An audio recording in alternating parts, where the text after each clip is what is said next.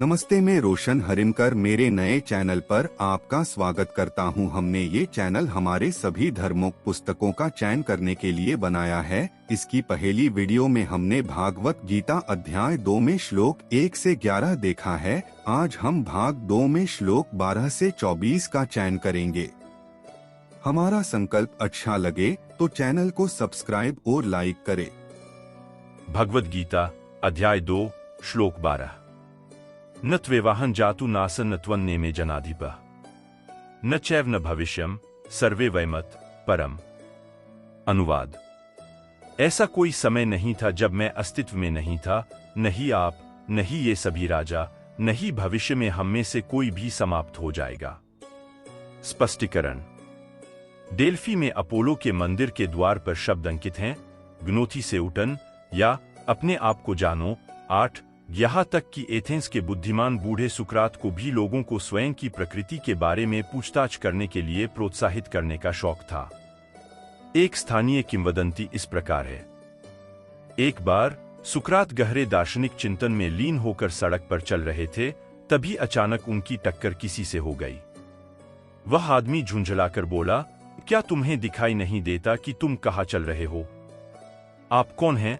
सुकरात ने प्रसन्नतापूर्वक उत्तर दिया, मेरे प्रिय साथी, मैं पिछले 40 वर्षों से इस प्रश्न पर विचार कर रहा हूं। यदि तुम्हें कभी पता चले कि मैं कौन हूं तो कृपया मुझे बताना। वैदिक परंपरा में जब भी दिव्य ज्ञान प्रदान किया जाता है तो यह आमतौर पर स्वयं के ज्ञान से शुरू होता है। श्री कृष्ण भगवद गीता में उसी दृष्टिकोण का पालन करते हैं जिसमें एक ऐसी जानकारी है जिसने सुकरात को विचलित कर दिया होगा। श्री कृष्ण यह समझाते हुए शुरू करते हैं कि जिस इकाई को हम स्वयं कहते हैं वह वास्तव में आत्मा है, भौतिक शरीर नहीं, और शाश्वत है, जैसे भगवान स्वयं शाश्वत हैं। श्वेताश्वतर उपनिषद में कहा गया है, ज्ञानाजनो द्वावजा विष्णिशावज हेका भोक्तृ भोग्यार्थयुक्ता अनंतश्चात्मा विश्वरूपो हेकर्ता त्रयं यदा विन्दते ब्रह्ममेतत् 1.9 उपरोक्त श्लोक में कहा गया है कि सृष्टि 3 सत्ताओं ईश्वर, आत्मा और माया का संयोजन है और तीनों सत्ताएं शाश्वत हैं। यदि हम मानते हैं कि आत्मा शाश्वत है तो तार्किक रूप से यह निष्कर्ष निकलता है कि भौतिक शरीर की मृत्यु के बाद भी जीवन है। श्री कृष्ण अगले श्लोक में इस बारे में बात करते हैं। भगवद गीता अध्याय 2 श्लोक 13। देहिनोस्मिनेथा देहे कुमारन यवनंजरा तथा देहांतर प्राप्तिर्धीरस्तत्र न मुह्यति। अनुवाद। जिस प्रकार देहधारी आत्मा बचपन से युवावस्था और बुढ़ापे तक निरंतर गुजरती रहती है, उसी प्रकार मृत्यु के समय आत्मा दूसरे शरीर में चली जाती है। बुद्धिमान लोग इससे भ्रमित नहीं होते। स्पष्टीकरण। पुनर्जन्म की अवधारणा को स्वीकार किए बिना दुनिया की पीड़ा, अराजकता और अपूर्णता को समझना मुश्किल है और इसलिए कई प्रसिद्ध पश्चिमी विचारक इस सिद्धांत में विश्वास करते थे। वर्जिल और ओविड ने इस सिद्धांत को स्वयं स्पष्ट माना। जर्मन दार्शनिक गोएथे, फिच्टे, शेलिंग और लेसिंग ने इसे स्वीकार किया। हाल के दार्शनिकों में से ह्यूम, स्पेंसर और मैक्स मुलर सभी ने इसे एक निर्विवाद सिद्धांत के रूप में मान्यता दी। पश्चिमी कवियों में ब्राउनिंग, रोसेटी, टेनीसन और वर्ड्सवर्थ कुछ का उल्लेख करें तो सभी इस पर विश्वास करते थे। श्री कृष्ण ने पहले ही घोषणा कर दी है कि बुद्धिमान लोग शोक नहीं करते, लेकिन तथ्य यह है कि हम सुख और दुख का अनुभव करते हैं। इसका कारण क्या है? अब वह इस अवधारणा को समझाते हैं। भगवद गीता अध्याय 2 श्लोक 14। मात्रा स्पर्शास्तु कौन्तेय शीतोष्ण सुखदु खदा आगमापाइनो नित्यस्तस्तितिक्षस्व भारत। अनुवाद। हे कुंती के पुत्र, इंद्रियों और इंद्रिय विषयों के बीच संपर्क सुख और दुख की क्षणभंगुर धारणाओं को जन्म देता है। ये अस्थायी होते हैं और सर्दी और गर्मी के मौसम की तरह आते और जाते रहते हैं। हे भारत के वंशज, मनुष्य को बिना परेशान हुए उन्हें सहन करना सीखना चाहिए। स्पष्टीकरण।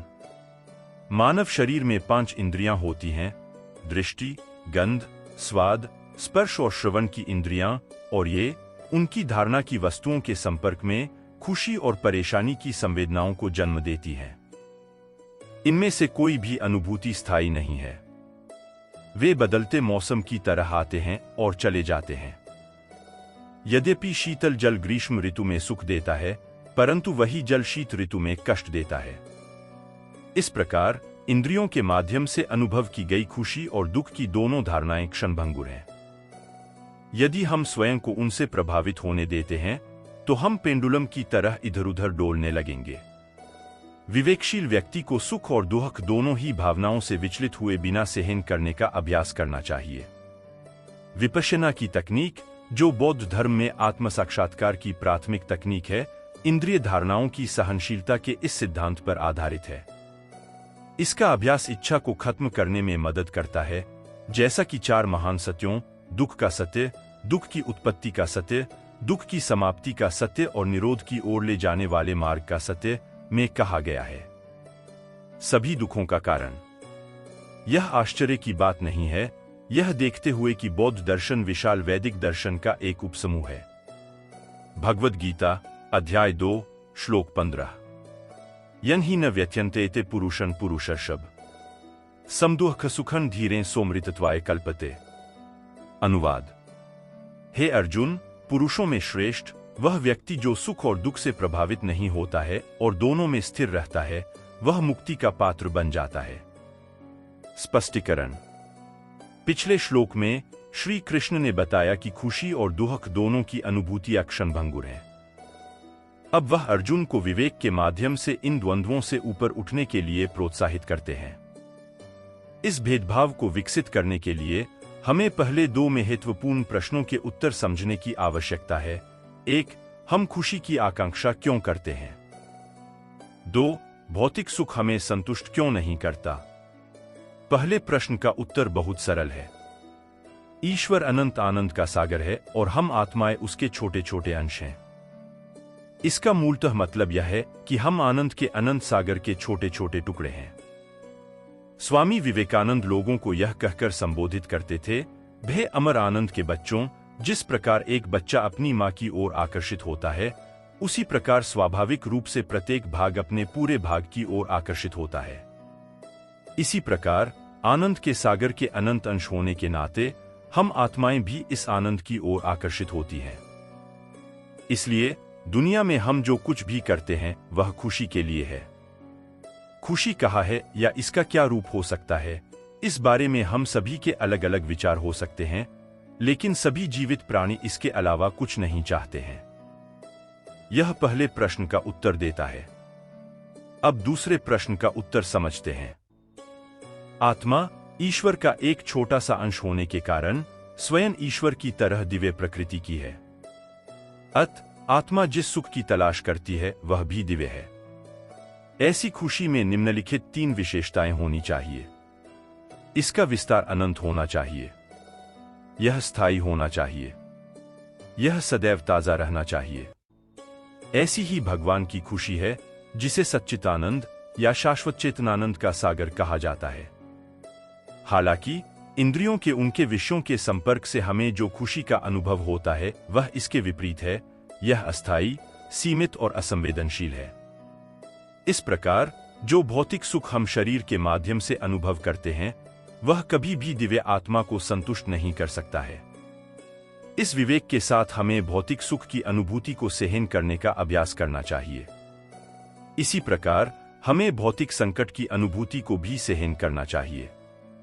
इस दूसरे पहलू पर भविष्य के कई श्लोकों में विस्तार से चर्चा की गई है, जैसे 2.48, 5.20 आदि। तभी हम इन द्वंद्वों से ऊपर उठेंगे और भौतिक ऊर्जा अब हमें बांध नहीं पाएगी। भगवद गीता अध्याय 2 श्लोक 16। नास्तो विद्यते भावो नाभावो विद्यते सत् उभयोरपि दरिष्टोन्तस्त्वन्योस्तत्त्वदर्शिभिः। अनुवाद।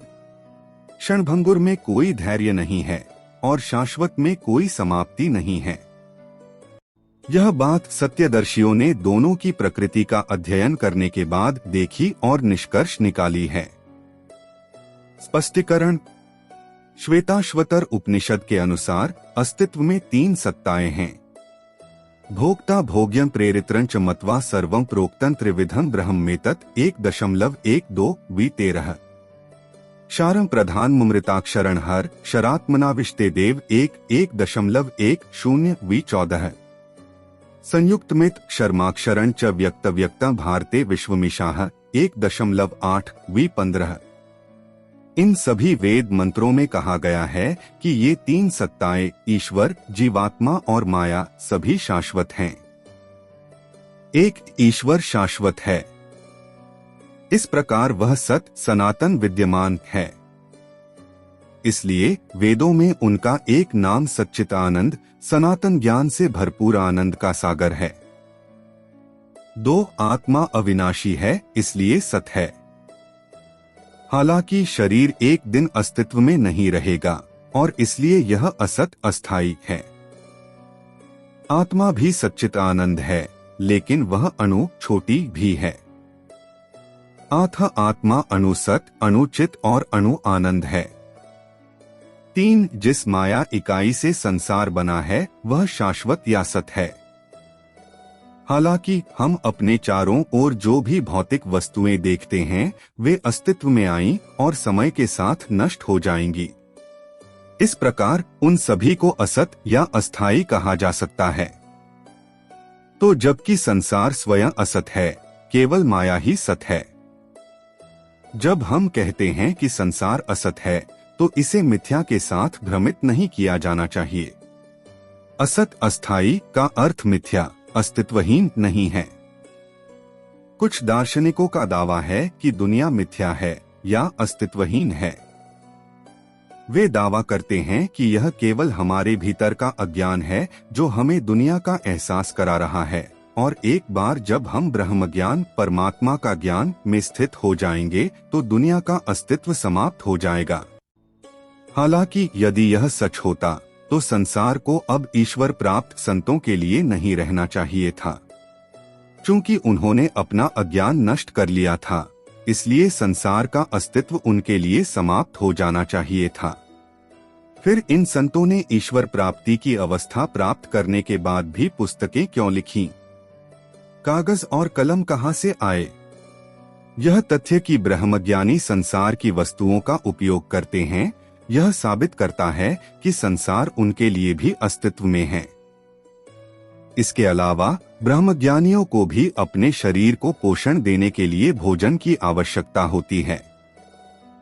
वैदिक धर्म ग्रंथों में कहा गया है, पश्वादिभिष्ट विशेषत V16, यहाँ तक कि ईश्वर प्राप्त संतों को भी भूख लगती है जैसे जानवरों को लगती है, और उन्हें भोजन खाने की आवश्यकता होती है। यदि उनके लिए संसार का अस्तित्व ही नहीं है तो वे भोजन कैसे और क्यों करें? इसके अलावा तैत्तिरीय उपनिषद हमें बार बार सूचित करता है कि भगवान दुनिया में सर्वव्यापी हैं। तो कामेता बहुश्याम प्रजायति स तपो तप्यत स तपस्तप्त्वा इदं सर्वमसृजित यदिदं किंच तत्सृष्ट्वा तदेवानुप्रविशत तदनुप्रविश्य सच्चत्यक्ष भावत निरुक्तं चानिरुक्त च निलयनं चानिलयं च विज्ञानं च सत्यं चानृतं च सत्यं भवत यदिदं किंच तत्सत्यमित्यचक्षते तत्पयेषा श्लोको भवति। 2 जून 2004 V17। इस वैदिक मंत्र में कहा गया है कि ईश्वर ने न केवल संसार की रचना की बल्कि उसके प्रत्येक परमाणु में व्याप्त भी है। यदि ईश्वर वास्तव में इस संसार में सर्वव्यापक है तो संसार का कोई अस्तित्व कैसे नहीं हो सकता? यह कहना कि संसार मिथ्या है, इस तथ्य का खंडन करना है कि ईश्वर संसार में व्याप्त है। इस श्लोक में श्री कृष्ण बताते हैं कि संसार का अस्तित्व तो है, लेकिन वह क्षणभंगुर है। इस प्रकार वह इसे असत या अस्थायी कहते हैं। वह इसे मिथ्या या अस्तित्वहीन नहीं कहते हैं। भगवद गीता अध्याय 2 श्लोक 17। अज्ञाने तु तद्विद्धि येन सर्वमिदं ततम् विनाशं व्ययस्य न कश्चित् कर्तुमर्हति। अनुवाद: जो संपूर्ण शरीर में व्याप्त है उसे अविनाशी जानो। अविनाशी आत्मा का विनाश कोई नहीं कर सकता। स्पष्टीकरण: श्री कृष्ण शरीर और आत्मा के बीच संबंध स्थापित करते हुए कहते हैं कि आत्मा शरीर में व्याप्त है। इससे उसका क्या अभिप्राय है? आत्मा चेतन है, अर्थात उसमें चेतना है। शरीर चेतना से रहित अचेतन पदार्थ से बना है। हालांकि आत्मा शरीर में निवास करके चेतना की गुणवत्ता भी प्रदान करती है। आत्मा शरीर में सर्वत्र अपनी चेतना फैलाकर व्याप्त रहती है। कुछ लोग यहाँ आत्मा के स्थान के संबंध में प्रश्न उठाते हैं। वेद कहते हैं कि आत्मा हृदय में निवास करती है। हृदय हेषा आत्मा, प्रश्नोपनिषद 3.6-18। सावा एषा आत्मा हृदय, छांदोग्य उपनिषद 8 मार्च 2003-19। हृदय शब्द इंगित करता है कि आत्मा हृदय क्षेत्र में विराजमान है। फिर भी चेतना, जो आत्मा का लक्षण है, पूरे शरीर में फैली हुई है। ये कैसे होता है? वेद व्यास इस अवधारणा को इस प्रकार समझाते हैं। अविरोधश्च चंदनवत, ब्रह्मा सूत्र 2 मार्च 1923-20। जिस प्रकार माथे पर चंदन लगाने से पूरे शरीर को ठंडक मिलती है, उसी प्रकार आत्मा हृदय में निवास करते हुए भी पूरे शरीर में अपनी चेतना का संचार करती है। फिर कोई पूछ सकता है कि यदि चेतना आत्मा का गुण है तो वह शरीर में कैसे फैलती है? इस प्रश्न का उत्तर वेद व्यास ने भी दिया है। व्यक्तिर को गंधवत, ब्रह्मा सूत्र 2 मार्च 1926-21। सुगंध फूल का एक गुण है, लेकिन जिस बगीचे में फूल उगते हैं वह भी सुगंधित हो जाता है। इसका मतलब यह है कि फूल अपनी सुगंधित गुणवत्ता बगीचे तक पहुंचाने में सक्षम है। इसी प्रकार आत्मा चेतन है और वह शरीर के मृत पदार्थ को भी अपनी चेतना में व्याप्त करके उसे चेतन बना देती है। भगवद गीता अध्याय 2 श्लोक 18। अंतवंत इमे देहा नित्यस्योक्ता शरीरें अनाशिनो प्रमेयस्य तस्मादुध्यस्व भारत। अनुवाद: केवल भौतिक शरीर ही नाशवान है, भीतर अवतरित आत्मा अविनाशी, अथाह और शाश्वत है। इसलिए हे भारत के वंशज, लड़ो। स्पष्टीकरण: स्थूल शरीर वस्तुत मिट्टी से बना है। यह कीचड़ ही है जो सब्जियों, फलों, अनाजों, दालों और घास में परिवर्तित हो जाती है। गायें घास चरती हैं और दूध देती हैं। हम मनुष्य इन खाद्य पदार्थों का सेवन करते हैं और वे हमारे शरीर में परिवर्तित हो जाते हैं। यह कहना अतिशयोक्ति नहीं होगी कि शरीर का निर्माण मिट्टी से हुआ है और मृत्यु के समय जब आत्मा निकल जाती है तो शरीर के 3 छोरों में से एक हो सकता है, कृमि, विद या भस्म। या तो इसे जला दिया जाता है, ऐसी स्थिति में यह राख में बदल जाता है और मिट्टी बन जाता है, या फिर इसे दबा दिया जाता है, ऐसे में कीड़े इसे खाकर मिट्टी में बदल देते हैं। अन्यथा इसे नदी में फेंक दिया जाता है, ऐसे में समुद्री जीव इसे अपना चारा बना लेते हैं और अपशिष्ट के रूप में उत्सर्जित कर देते हैं, जो अंततः समुद्र तल की मिट्टी में मिल जाता है। इस प्रकार संसार में कीचड़ एक अद्भुत चक्र से गुजरता है। वह खाद्य पदार्थों में परिवर्तित हो जाता है। इन खाद्य पदार्थों से शरीर बनते हैं और शरीर वापस धरती की मिट्टी में मिल जाते हैं। बाइबल कहती है, तू मिट्टी ही है और मिट्टी में ही मिल जाएगा। उत्पत्ति 3:19 यह वाक्यांश भौतिक शरीर को संदर्भित करता है। श्री कृष्ण अर्जुन से कहते हैं, उस भौतिक शरीर के भीतर एक शाश्वत अविनाशी इकाई है जो मिट्टी से बनी नहीं है। वह दिव्य आत्मा है, वास्तविक स्व। भगवद गीता अध्याय 2 श्लोक 19। य एन वेत्ति हंतारं यश्चैन मन्यते हतम् उभौ तु न विजानितो नयं हन्ति न हन्यते। अनुवाद: उनमें से कोई भी ज्ञान में नहीं है, वह जो सोचता है कि आत्मा को मारा जा सकता है और वह जो सोचता है कि आत्मा को मारा जा सकता है। वास्तव में आत्मा न तो मारती है और न ही उसे मारा जा सकता है। स्पष्टीकरण: मृत्यु का भ्रम इसलिए पैदा होता है क्योंकि हम खुद को शरीर के साथ पहचानते हैं। रामायण इसे इस प्रकार समझाती है, जौ सपने सिरा काटे कोई, बिनु जागे न दूरी दुख होई। वी 23। अगर हम सपने में अपना सिर कटते हुए देखें तो हमें इसका दर्द तब तक महसूस होगा जब तक हम जाग नहीं जाते। सपने में होने वाली घटना एक भ्रम है, लेकिन दर्द का अनुभव तब तक सताता रहता है जब तक हम जागकर भ्रम दूर नहीं कर देते। इसी प्रकार इस भ्रम में कि हम शरीर हैं, हम मृत्यु के अनुभव से डरते हैं। जिस प्रबुद्ध आत्मा का भ्रम दूर हो गया है, उसके लिए मृत्यु का यह भय गायब हो जाता है। कोई पूछ सकता है कि यदि कोई किसी की हत्या नहीं कर सकता तो फिर हत्या को दंडनीय अपराध क्यों माना जाता है? इसका उत्तर यह है कि शरीर आत्मा का वाहन है और किसी भी जीवित प्राणी के वाहन को नष्ट करना हिंसा है, जो निषिद्ध है। वेद स्पष्ट रूप से निर्देश देते हैं, मां हिंसात सर्वभूतानि, वी 24, किसी के प्रति हिंसा न करें। दरअसल वेद जानवरों की हत्या को भी अपराध मानते हैं। हालांकि ऐसे अवसर आते हैं जब नियम बदल जाते हैं और यहाँ तक कि हिंसा भी आवश्यक हो जाती है। उदाहरण के लिए ऐसे मामलों में जहां सांप काटने के लिए आ रहा है, या यदि किसी पर घातक हथियारों से हमला किया जा रहा है, या किसी के जीवन का सहारा छीन लिया जा रहा है, तो आत्म सुरक्षा के लिए हिंसा की अनुमति है। वर्तमान परिस्थिति में अर्जुन के लिए क्या उचित है, हिंसा या अहिंसा, और क्यों? जैसे जैसे भगवत गीता का संवाद आगे बढ़ेगा, श्री कृष्ण उन्हें यह बात विस्तार से समझाएंगे और व्याख्या के क्रम में विषय पर प्रकाश डालने के लिए अमूल्य दिव्य ज्ञान प्रकट होगा। भगवद गीता अध्याय 2 श्लोक 20। न जायते म्रियते वा कदाचि, नाय भूत्वा भविता वा न भूय, अजो नित्यः शाश्वतोऽयं पुराणो, न हन्यते हन्यमाने शरीरे। अनुवाद: बीजी 2.20 आत्मा न तो जन्मती है, न ही कभी मरती है, न ही एक बार अस्तित्व में आने के बाद यह कभी समाप्त होता है। आत्मा जन्मरहित, अनादि, अमर और अजर है।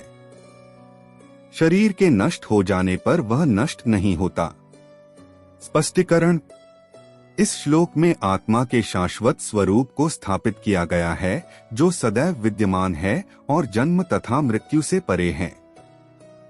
नतीजतन यह 6 प्रकार के परिवर्तनों से रहित है: अस्ति, जायते, वर्धते, विपरिणमते, अपक्षीयते और विनश्यति। गर्भ में अस्तित्व, जन्म, विकास, प्रजनन, ह्रास और मृत्यु ये शरीर के परिवर्तन हैं, स्वयं के नहीं। जिसे हम मृत्यु कहते हैं वह केवल शरीर का विनाश है, लेकिन अमर आत्मा सभी शारीरिक परिवर्तनों से अप्रभावित रहता है। वेदों में इस अवधारणा पर बार बार जोर दिया गया है। कठोपनिषद में एक मंत्र है जो लगभग भगवद गीता के उपरोक्त श्लोक के समान है। न जायते म्रियते वा विपश्चिन नाय कुतश्चिन न बभुव कश्चित, अजो नित्यः शाश्वतो अयं पुराणो न हन्यते हन्यमाने शरीरे। 1 फरवरी 2018 वी 25। आत्मा न तो जन्मती है, न ही मरती है। यह किसी चीज से उत्पन्न नहीं हुआ और इसमें से कुछ भी उत्पन्न नहीं हुआ। यह अजन्मा, शाश्वत, अमर और अजर है।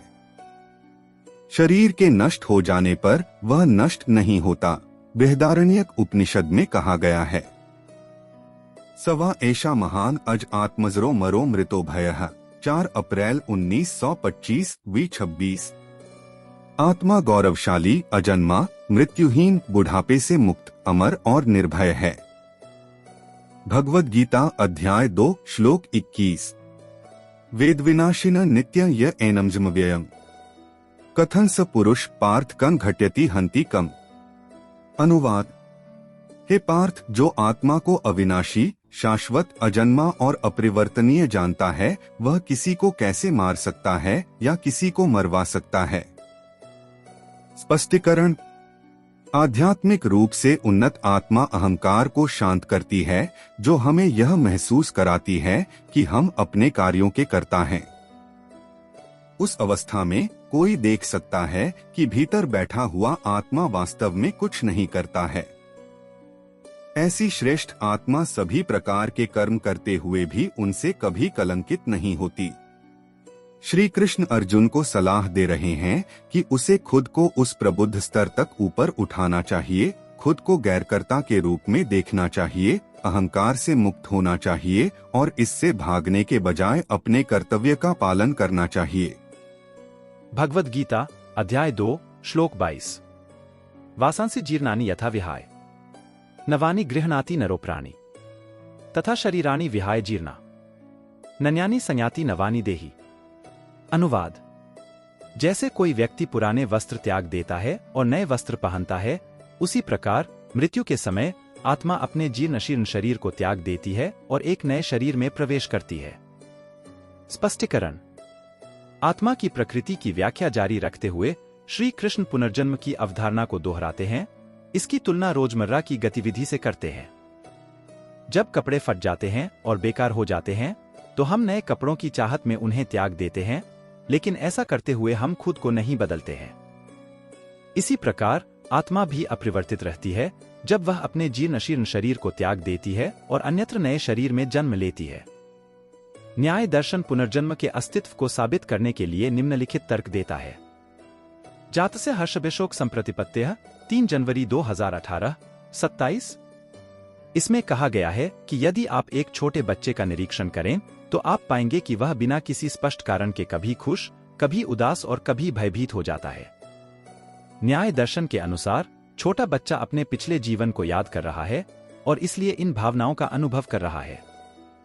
हालांकि जैसे जैसे वह बड़ा होता है, वर्तमान जीवन के प्रभाव उसके दिमाग पर इतनी दृढ़ता से अंकित हो जाते हैं कि वे पिछली अधिकांश यादों को मिटा देते हैं। इसके अलावा मृत्यु और जन्म की प्रक्रियाएं भी आत्मा के लिए इतनी दर्दनाक होती हैं कि वे पिछले जीवन की यादों का एक बड़ा हिस्सा मिटा देती है। न्याय दर्शन पुनर्जन्म के समर्थन में एक और तर्क देता है। स्तन्याभिलाषत 3 जनवरी 1921 28। इसमें कहा गया है कि नवजात शिशु को भाषा का कोई ज्ञान नहीं होता है।